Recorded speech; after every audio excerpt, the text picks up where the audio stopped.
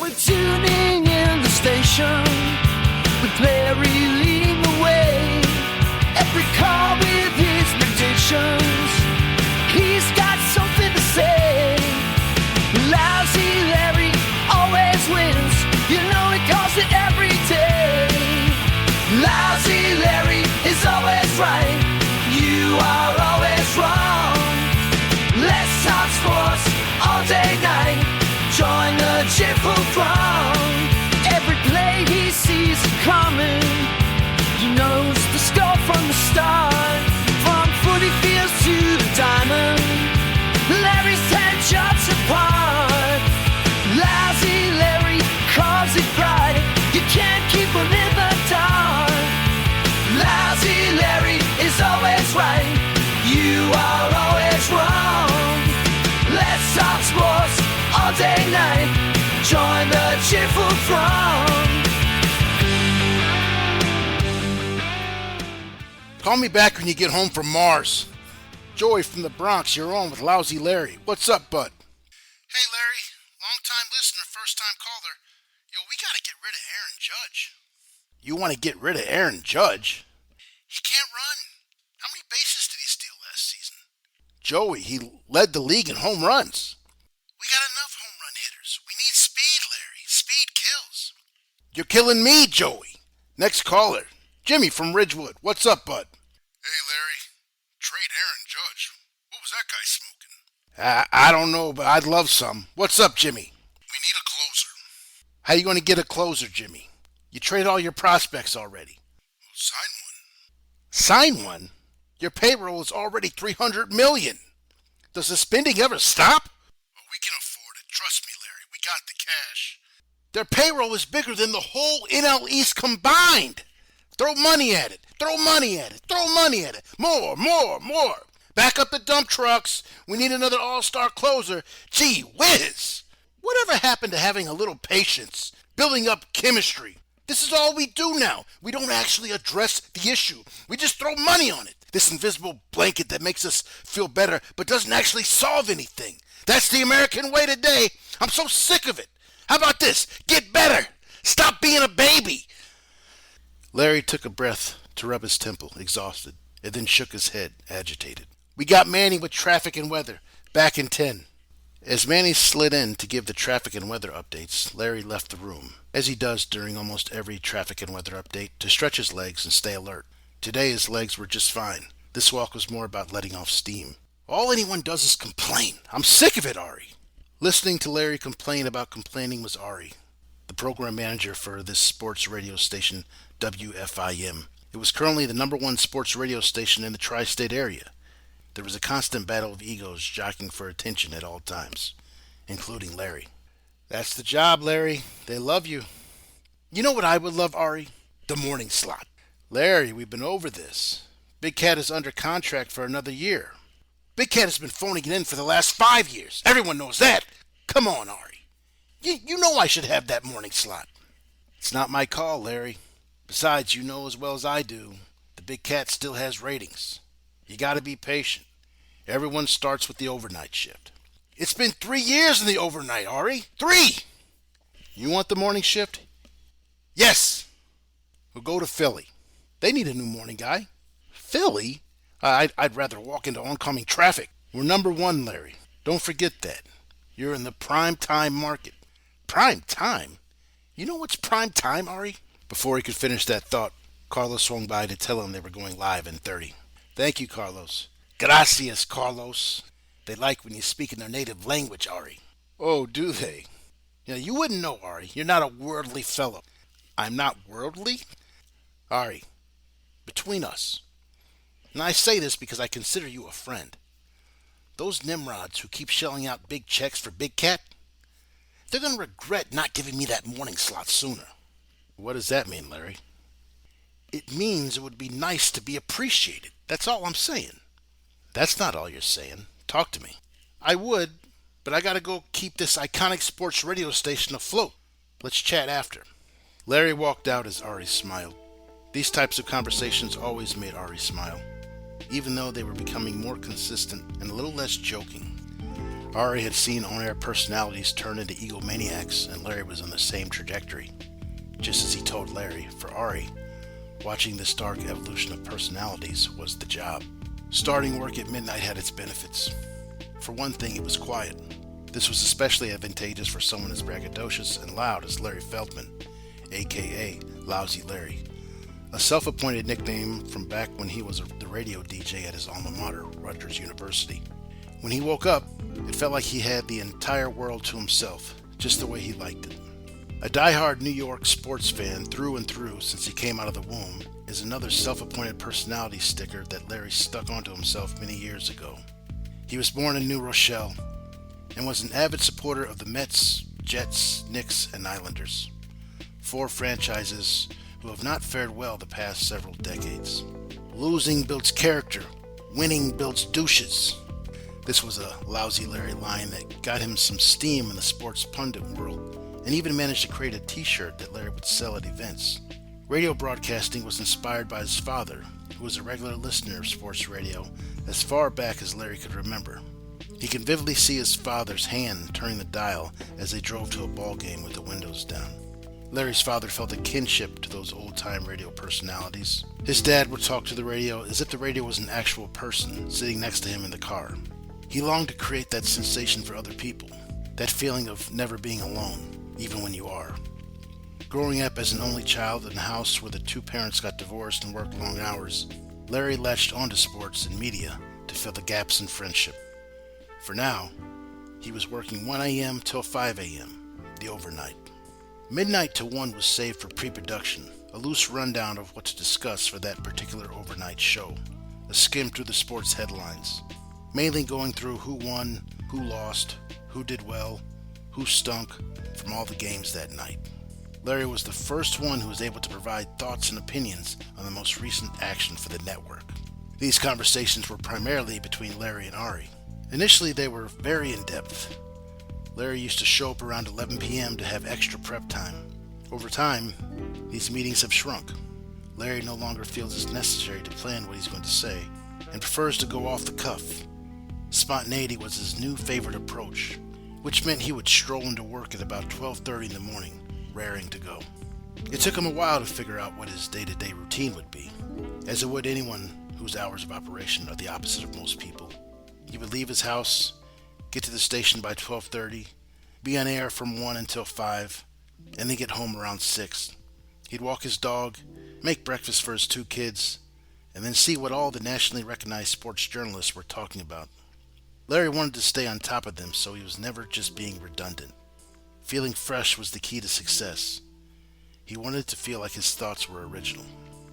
His kids got home from school around 3, at which point, depending on the weather, Larry would do some kind of activity, trying to tire them out before Mom got home at 5. Family time was short. The 4 of them were usually only together between 5 p.m. and 6 p.m., and then from 6 a.m. until 7 a.m., until the weekends when they could actually be together. All of this meant that Larry typically slept from 6 p.m. until 11:30 p.m. Most people wouldn't be able to handle those hours. Larry relished them.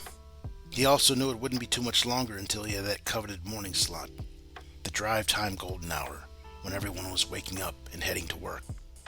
He didn't need an alarm clock, which his wife loved. He would set the alarm for 11:30, but his body was now operating on time, and he would instinctively know to wake up around 11. His wife could sleep undisturbed during normal sleeping time. 5 hours of sleep might make a lot of people run on fumes. Not Larry. He had natural caffeine coursing through his veins, as well as real caffeine. By the time he got to work, he was more hyper than his kids after dessert. The headline for the show tonight that all the callers would want to talk about is how the New Jersey Devils had just been eliminated from the playoffs. They won the first 2 games on the road, and then lost the next 4 games, all in a row, to end their season. The team that beat them was widely considered an inferior opponent, and those Devil fans would be chomping at the bit to express their rage at another disappointing conclusion. Larry was fired up. He would start the show with his own brief solo rundown of recent events, and then, when he came back from the first break, he would open up the telephone lines for fans to call in. Yet before I have to personally send a baby bottle to every New Jersey Devil fan in the tri-state area, let me just remind you that in the year 1995, In the year 2000 and in the year 2003, the New Jersey Devils won the Stanley Cup Championship. My beloved Islanders have not won since the year 1983, the year I was born, I should point out. Coincidence? I think not. Clearly, I am a curse. My point is, to all my Devils fans suffering out there, it could be worse, so relax. Please, for the love of God, you won the first 2 games on the road, and then you blew it. You blew it! In a franchise with a surplus of choke jobs, this one had the sexiest strangle I have ever seen. Where are all you fans who called me a week ago when you were up 2-0, telling me this was the year you would raise the beautiful cup into the air and kiss it? Where are you? Huh?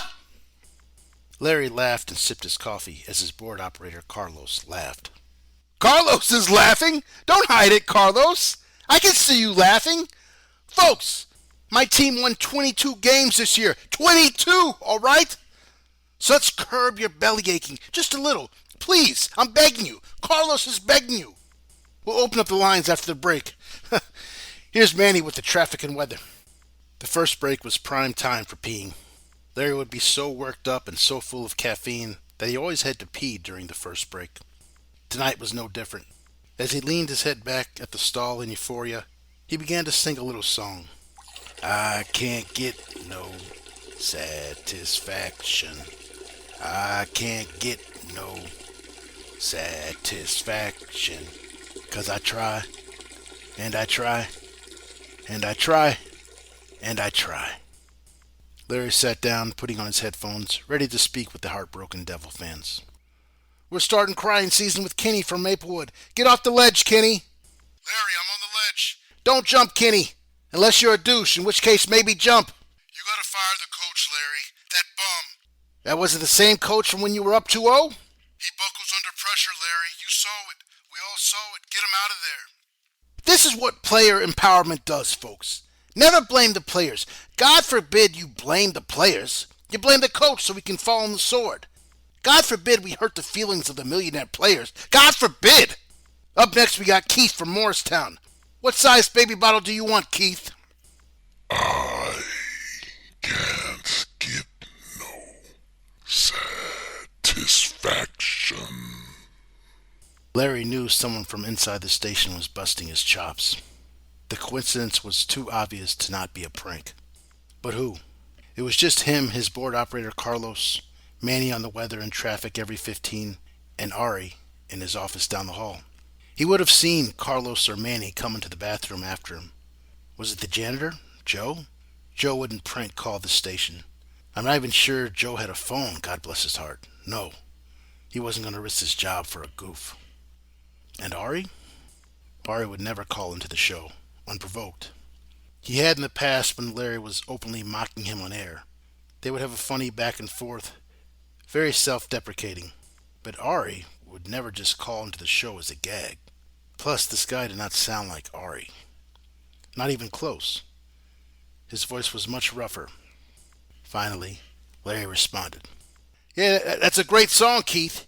You want a diaper with the bottle or just a bottle? I'm on the ledge, Larry. I'm gonna jump. Will you hold my hand? Larry began to tense up a bit. He had his hand full of prank callers in the past. It was a rite of passage, especially at the beginning when people didn't know who Larry was, before he had proven himself. But that's another thing about the overnight spot. The audience was not there for jokes. They were there for some company late at night, someone to hold their hand while the world slept. This man felt like one of those lonely souls.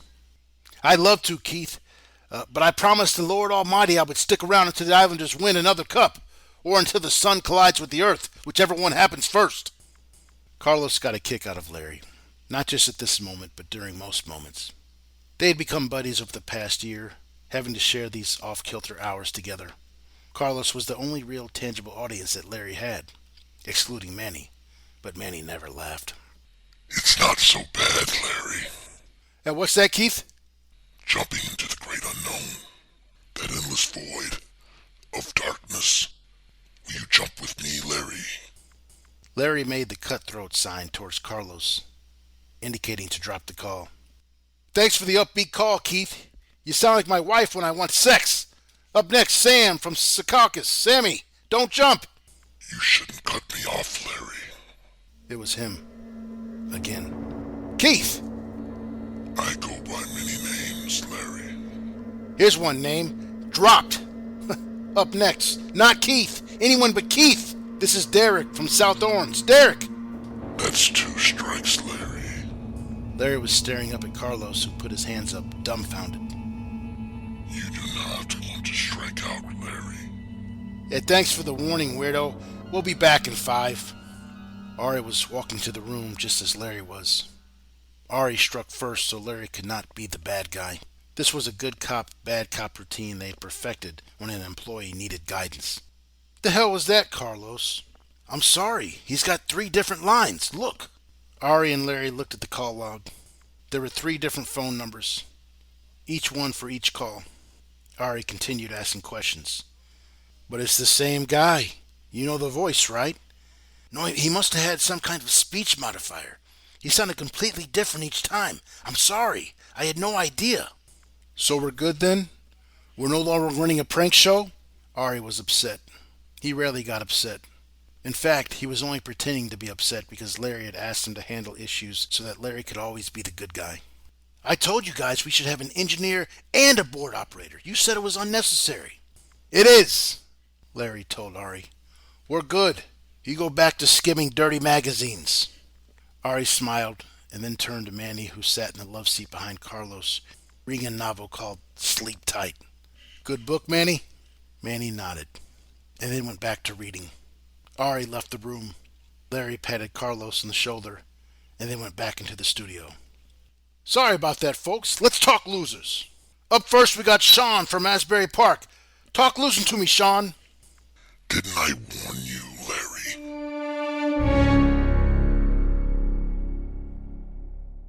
Larry looked at Carlos. Carlos put his hands up again. I warned you, but you kept swinging. And now, you're out. Typical Devils fans, am I right, folks? Up next we got, well, I don't know who we got. Is that you again, Keith? There was a brief pause. Keith, I can hear you breathing, sicko. Revelation, 13th chapter, 16 through 18. Larry was making the cutoff sign repeatedly to Carlos. It also forced all people, great and small, rich and poor, free and slave, to receive a mark on their right hands or on their foreheads, so that they could not buy or sell unless they had the mark, which is the name of the beast, or the number of its name. This calls for wisdom. Larry could see Ari entering the back room yelling, while this man kept speaking. Let the one who has understanding calculate the number of the beast, for it is the number of a man. That number is 6. 6. 6.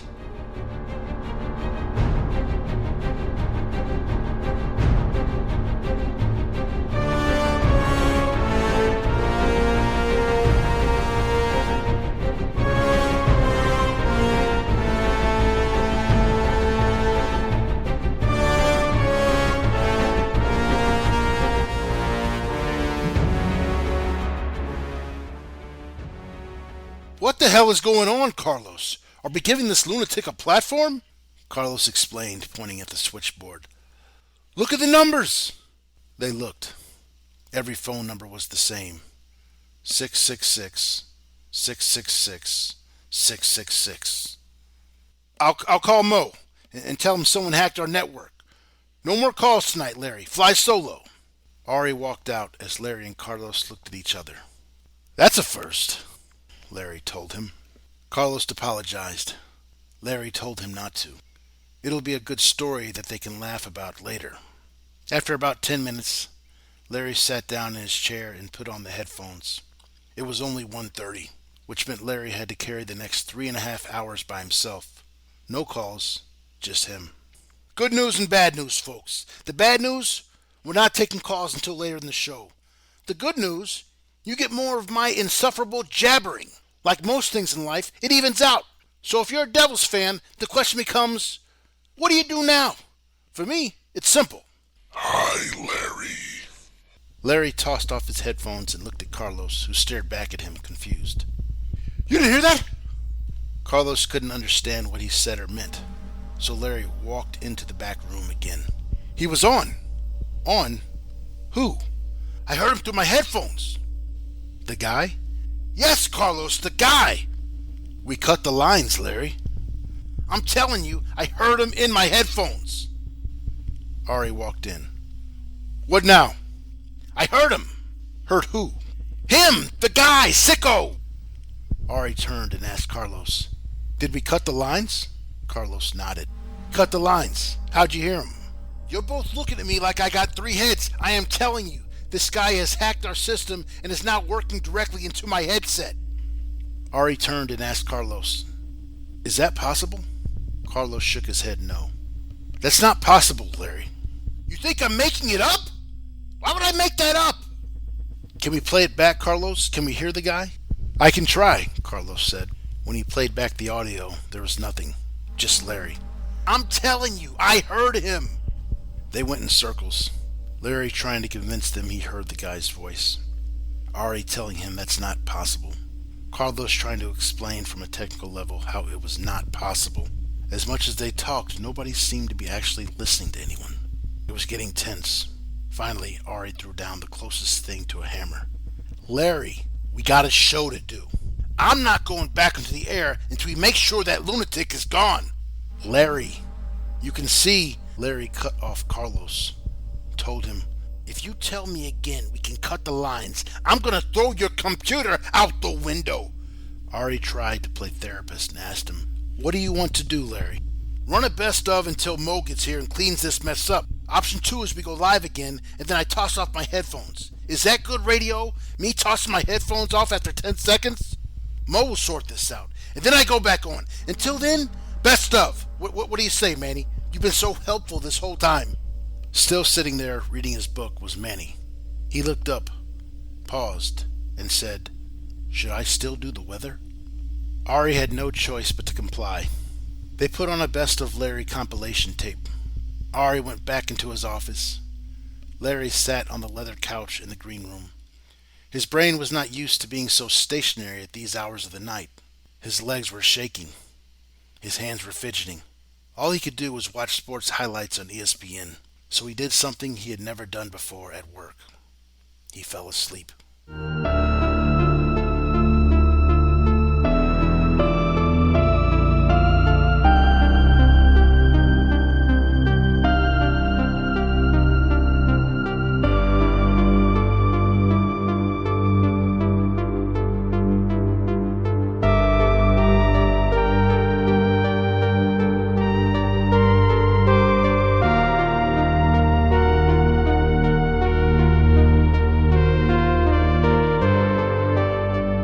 Happy birthday!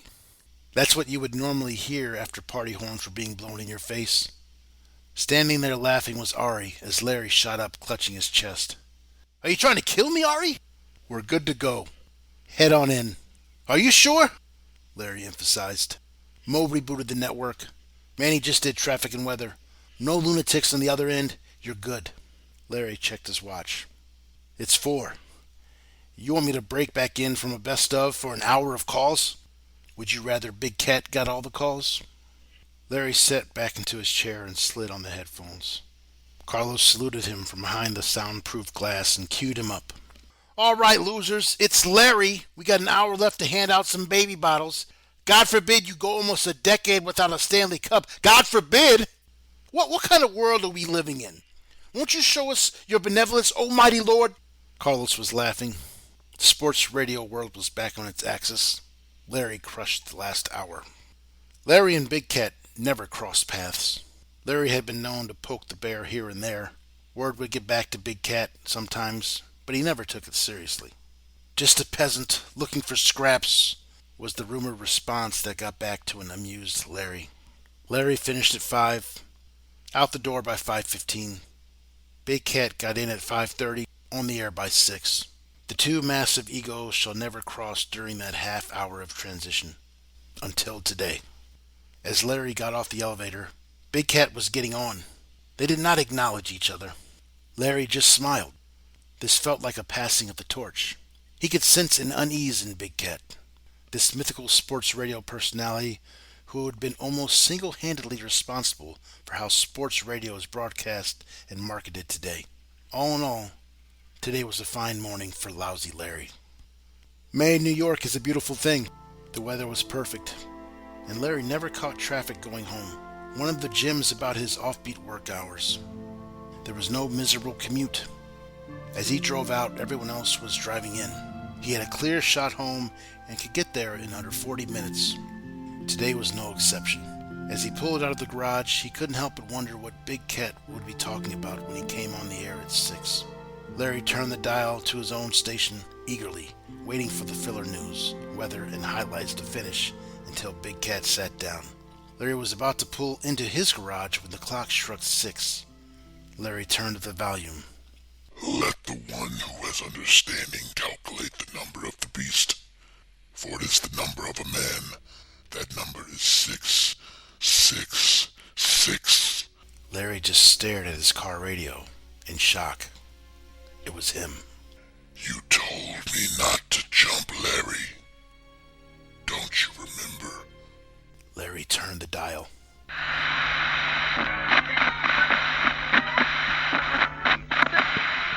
Don't you remember, Larry? You told me to jump. 6 years ago. To this day, I called you. Told you I was on the ledge. All I needed was a friend. A soft voice. But you ignored my cries for help. And you told me to jump. So I jumped. Larry turned the dial again.